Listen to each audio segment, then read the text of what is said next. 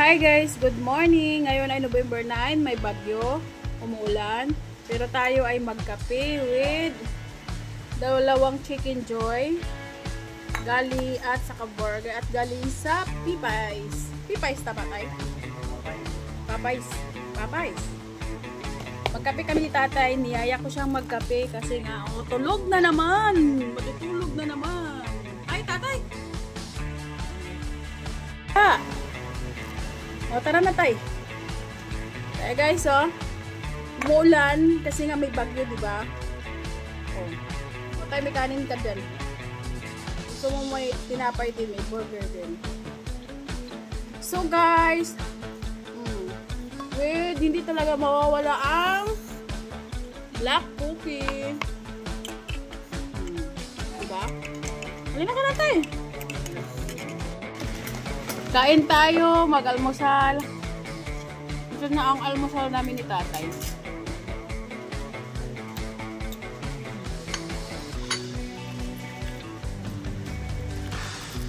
Umuulan guys, mag-ingat kayo. Ngayon, November 9. Ngayon ang buwan ng Juan tayo.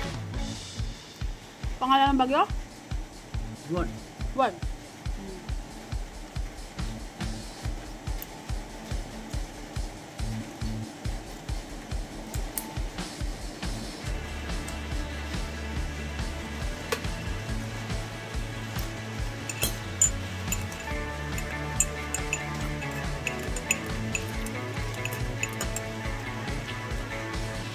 Tulog pa ang aming madam, sir, at ang prinsesa.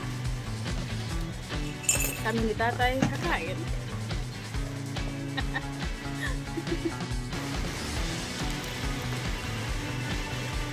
Ang boss mo. Hindi. Ate tayo. Tama na yan sa'yo. Sobrang na ito. Ate tayo.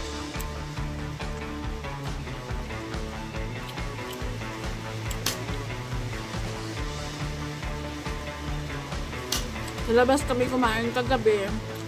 So, yung tinake out na kagabi, kinain namin ni tatay ngayon.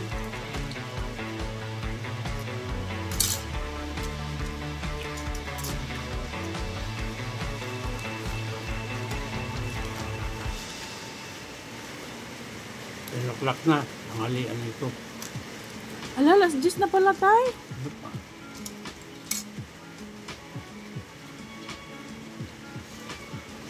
Almusal na tanghalian. Ano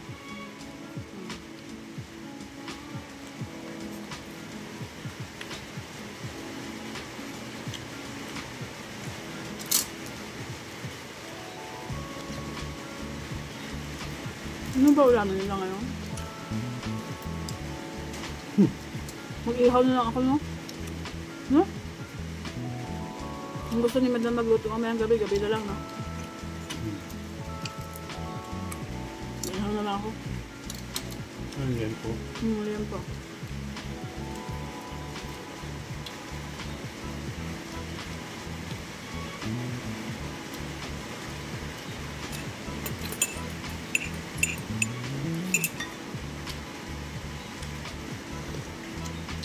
Ang kape ka tayo.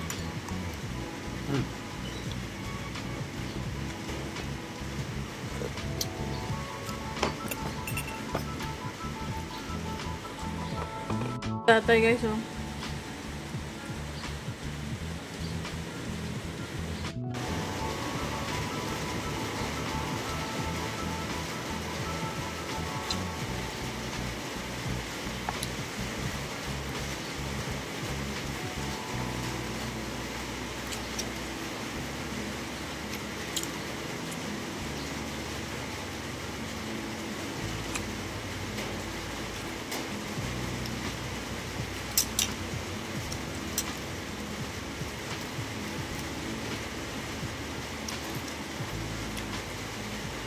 Hindi mo ganun ang bibig ko ba?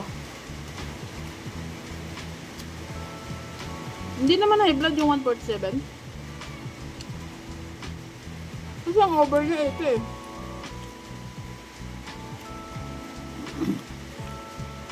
Nakaidat ka na siya.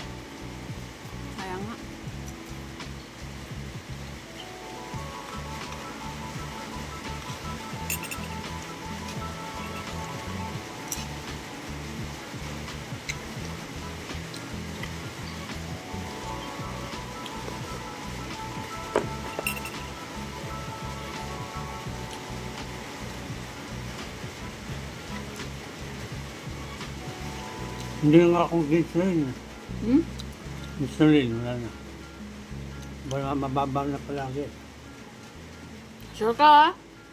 Baka bigla naman tataas ng dugo mo, ang kwan mo, ang blood Wala. sugar mo. Palagi, 11. 10.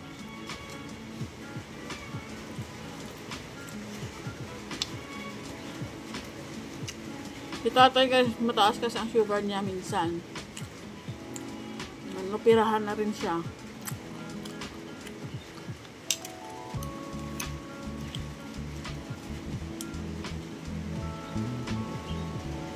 Mababa na yung sugar niya.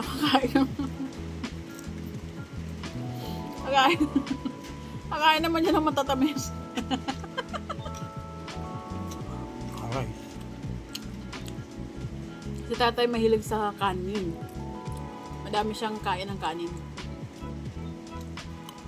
Nung nagtumaas ang sugar niya, limit ng kanin niya.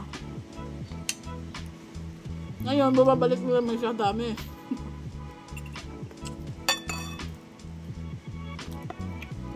Kainom ka ng gamot mo kanina? Ano ba yan?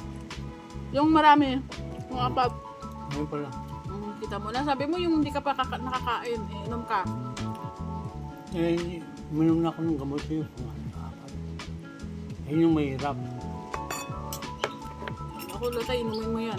Iba, alam mo yung ibang matatanda, nagsasakripisyo na walang pambili ng gamot. Ikaw may gamot pero minsan ayaw mong inumin. Hindi ba karami ng gamot? Ay naku. Wala pa yung order ng madam, hindi ko iniinom yun.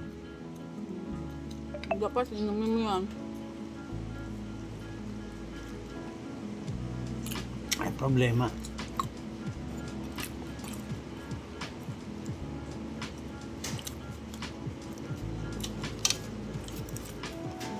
Sakad ko, wala naman.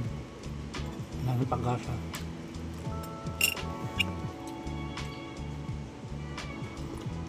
Naghihintay na lang.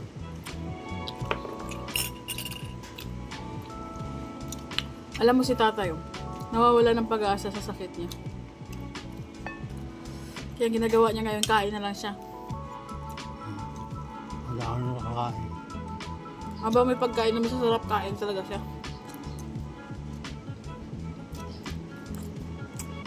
Ganyan na ba kapag matatanda na tayo?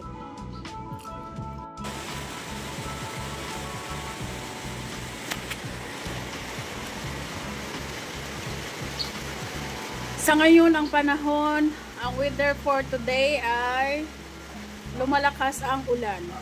Alam nyo sa ibang lugar, grabe na yung hangin, ulan, baha, grabe na. Nakakaawa lang yung yung na-stranded sa baha. Ganyan talaga nakakaawa. Alam nyo, sabi nga nila, walang mahirap at walang mayaman pag baha na ang pag-uusapan. Pero mas better na may pera ka. Kasi, oo nga, lahat ng mga properties mo, na wala naman bahay, agam, sasakyan. Pero, yun lang. Mayroon ka naman pagkakita. Pero at least, ang importante sa lahat, buhay. Diba? Importante sa lahat, buhay tayo. Salamat lang tayo dito kasi, dito ng part kasi, mataas. Pero pag ang Diyos na ang gumalaw, na wala na tayong magagawa. Sana naman yung namamatay, yung mga kurakot, yung mga kurakot sa gobyerno, yun na lang sana ang kinuha. Pero itong mga taong mahirap na nga, yun. Pero sabi ko lang, baka kasi mabasa.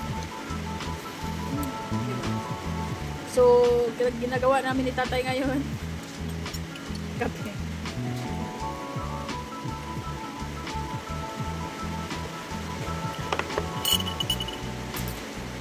Dapat kasi, yun na lang sana kasi. Walang ginawang 4 na taon na tayo, no? Nanalo si Marcos. Pang-apat niya.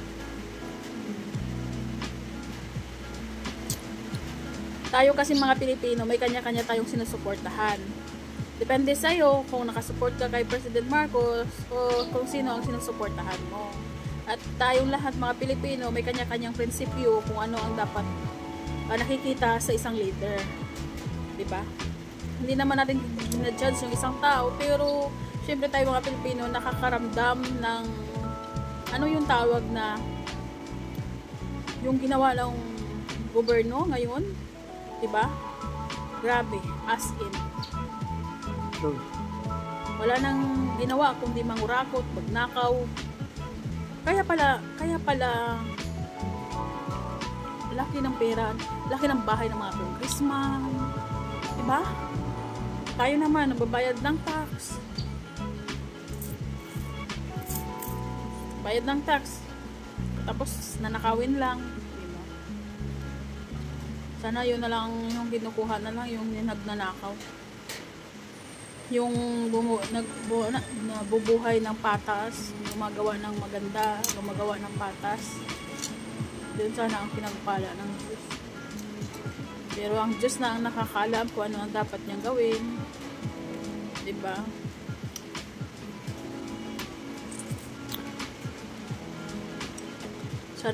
Sana dito na part hindi nalalakas, no? Pero dati tayo nag-aulan man dito, nagbaha man dito. ito lugar. Hindi talaga nagbaha. Tumanda ka na lang dito sa Pasig, hindi ka nagbaha. Mataas ang lugar ko. Bakit naman doktor ng ano yun? Di ba mayroong dati, giniba na ngayon yung City Hall. Yung tower na isa yun. Ano na nakikita mo? Ano bumalik ko yung dati? Alengke yun eh. Ubay yun naman. Hanggang ngayon yung pa. Pag napunta ko ng palengke, makikita mo yung dati. So dito pala na kuan sa lugar dito, kuan mataas to, mataas. Yung tuktok ng simbahan, yung nakikita mo naman yung cross yun. Yung level nun, pababa.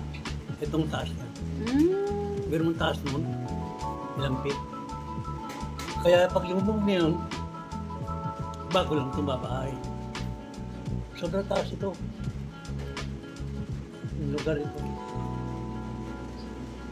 Kaya gustong hindi ako, ayaw mo alisip. Thank you for watching. Diba guys. Malinis yan. Mas kami.